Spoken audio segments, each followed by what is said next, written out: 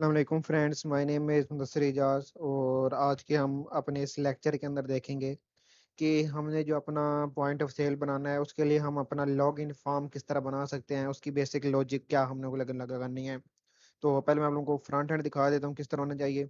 ये जो वीओएस मैंने अपने सबसे पहले वीडियो के अंदर दिखाया था, ये उसका लॉगिन पेज है। लॉगिन पेज के अंदर ये होगा कि हम लोग इधर एडमिन देंगे और साथ हम लोग पासवर्ड देंगे, लॉगिन करेंगे तो हमारा लॉगिन हो जाएगा। तो ये चीज़ किस तरह हो सकती है, किस तरह हम इसको कंपेयर करवा के, तो डेटाबेस से कंपेयर करवा के लॉगिन करवा सकते हैं। अब इसकी पहले मैं आपको थोड़ी लॉजिक समझा दूं। लॉजिक इसकी ये है कि आप लोग जो ईमेल दोगे वो ईमेल इक्वल इक्वल होनी चाहिए, मतलब इज इक्वल होनी चाहिए डेटाबेस में पड़ी हुई ईमेल की। सेम इस तरह आप लोग इसके अंदर एंड की कंडीशन लगाओगे। एंड के साथ हमारा ये होता है, अगर एक कंडीशन फॉल्स हो जाए तो हमारी कंडीशन फॉल्स हो जाती है। तो आप लोग इसके अंदर एंड लगाओगे। अगर हमारी दी हुई जीमेल और हमारा पासवर्ड पर डेटाबेस के अंदर पड़ी हुई जीमेल पासवर्ड की इक्वल हो जाता है तो क्या करें, हमें लॉग इन कर दे। और हाँ, अगर नहीं, दोनों में से कोई एक कंडीशन में फॉल्स होती है तो क्या हमें एरर दे दे कि आपका गलत है पासवर्ड, या जो भी आईडी वगैरह आपकी गलत है। तो इसके लिए क्या किया, ये तो फ्रंट एंड जो है, जो फ्रंट एंड मैंने अपनी इससे पिछली वीडियो के अंदर आपने दिखाया था, ये फ्रंट एंड सिंपल मैंने फॉर्म उठाया हुआ है। आप लोग जो पीओएस डाउनलोड करोगे तो उसके अंदर ही आप लोगों को साइन इन और साइन अप फॉर्म भी मिल जाएगा। तो मैंने तो ये नेट से उठाया, तो आप लोगों को उसके साथ ही मिल जाएगा। तो अब चलते हैं इसके लॉजिक की तरफ।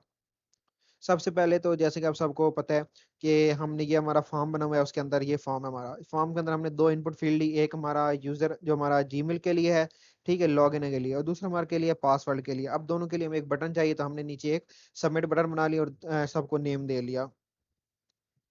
अच्छा, अभी चलते हैं हम इसके अकॉर्डिंग। अभी अभी तक के लिए आप लोग इस चीज को छोड़ दो कि ये चीज क्या है। बस अभी ये देखो कि हमने इसके साथ क्या किया, कनेक्शन क्रिएट किया है, ठीक है। ये कनेक्शन के लिए आप लोग db.php के नाम से एक फाइल बना लेना, उसी के अंदर आप लोग इसको एक दफा रखवा लेना और बाकी सब के अंदर रिक्वायर करवा लेना। तो हमने इसके अंदर क्या किया, हमने किया कि if is set dollar sign post btn means date, हमने अपने बटन को सेट किया और हमने अपने जो दोनों वेरिएबल्स थे फॉर्म के अंदर उन दोनों को हमने, सॉरी वेरिएबल्स कह रहे हैं, हमारे जो दोनों इनपुट थी हमने उन दोनों को dollar sign post method post use किया था। हमने एक सिंपल वेरिएबल्स के अंदर दोनों को स्टोर करा लिया। आगे हमने लगाई सिलेक्ट की क्यूरी। सिलेक्ट की क्यूरी हम लोग ने इसलिए लगाई क्योंकि हमें डेटाबेस में से अपना जी उधर पड़ी ईमेल्स और उधर पड़ी पासवर्ड को यूज करना था, ठीक है। तो हमने लगाई सिलेक्ट क्यूरी और हमने उसके बाद सेलेक्ट क्यूरी के बाद सिंपल हमने क्या किया, MySQL क्यूरी के जरिए अपनी जो क्यूरी को उसको रन करवाया।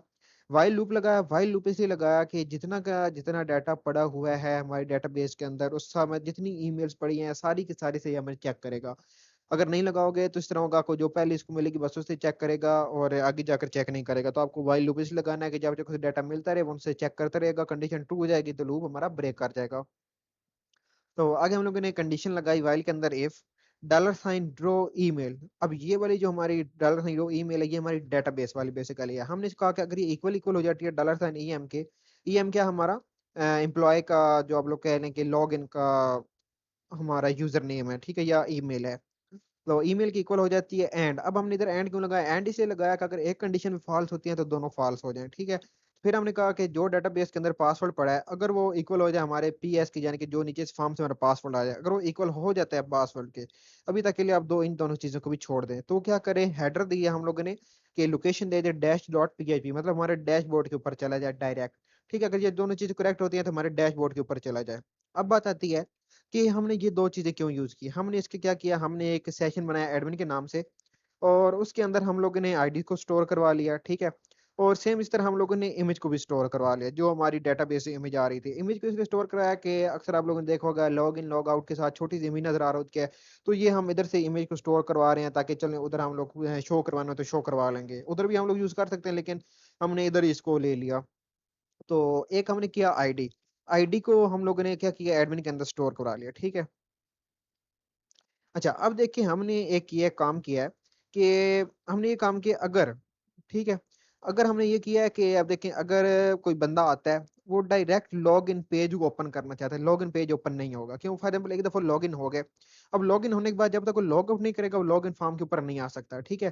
तो हमने क्या किया कि हमने कहा कि अगर हमारा सेट है, हमारा जो सेशन का वेरिएबल एडमिन है, अगर ये सेट हुआ है, इसके अंदर हमारी जो आईडी आई हुई है, हमारे ईमेल पासवर्ड की जो भी बंदे की आईडी वो आई हुई है, अगर ये सेट है तो क्या करे, हेडर लोकेशन दे दे डैशबोर्ड डॉट पीएचपी की, ठीक है। मींस डैट अगर कोई बंदा एक दफा लॉग इन हो जाता है और डायरेक्ट वो लॉग इन के पेज को एक्सेस करना चाहता है तो एक्सेस नहीं कर सकेगा, उसको लॉग आउट करके सेशन डिस्ट्रॉय करके वापस आना पड़ेगा। मैं इसके आप लोगों को वर्किंग दिखाता हूँ, उनको ज्यादा तब समझ आएगी। अच्छा, अभी ये है लॉग इन फॉर्म में, इसके अंदर मैंने अपनी जीमेल दी, पासवर्ड देते हैं 1234, इसको हम करते हैं लॉग इन। ये होगा हमारा लॉग इन। ठीक है, अब देखें हमारा क्या हुआ, हमने हेडर दिया था डैश डॉट पीएचपी, तो हमारा डैश डॉट पीएचपी के अंदर आ गया। अब एक काम करते हैं, अब हम इधर लॉग इन डॉट पीएचपी देकर वापस अपने लॉग इन पेज पर जाने की ट्राई करते हैं, तो क्या ये जाते हैं?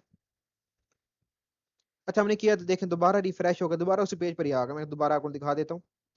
इधर हम लोग लिखते हैं log in dot P H P. अब इसे वापस जाना चाहिए लेकिन नहीं जाएगा, क्यों? क्योंकि हमने सेशन को सेट करवाए हुए है। सेट को इसलिए हमने, मतलब सेशन को सेट करवाने की वजह से कि अगर सेशन एडमिन वाला जो हमने बनाया है वो सेट है, उसके अंदर कोई वैल्यू पड़ी है, आईडी पड़ी है, तो क्या करे, हमारे डैशबोर्ड के ऊपर ही रखे। अब देखिए मैं दोबारा करता हूँ, दोबारा उसके ऊपर आ गया। अब हमने अगर वापस जाना है तो क्या, हमने लॉग आउट के ऊपर क्लिक करेंगे तो हमारा वापस हमारा आ जाएगा। अब देखें अब क्या होगा, अब हम अगर वो dash dot P H P को एक्सेस करने की ट्राई करते हैं तो अब वो हमारा एक्सेस नहीं हो रहा, अब वापस हमारे पास आ रहा है। क्यों? क्योंकि अब हमारे पास सेशन सेट नहीं है। तो इस तरह आप लोग जो है लॉगिन की लॉजिक बना सकते हो, लॉगिन का अपना फॉर्म वगैरह बना सकते हो अपने पीओएस के लिए, या जो भी आप लोग कभी जिंदगी में वेबसाइट्स बनाओ या कोई एडमिन पैनल्स बनाओ, जो भी आप लोग बनाओ, डिफरेंट चीज़ें होती हैं आप लोग बनाना चाहो, एग्जाम सिस्टम, लाइब्रेरी मैनेजमेंट, मतलब जो जो जैसी जैसी क्लाइंट की रिक्वायरमेंट्स होती हैं, तो आप लोग उसके लिए एक लॉगिन फॉर्म इस तरह बना सकते हो। तो guys thank you so much for watching my video.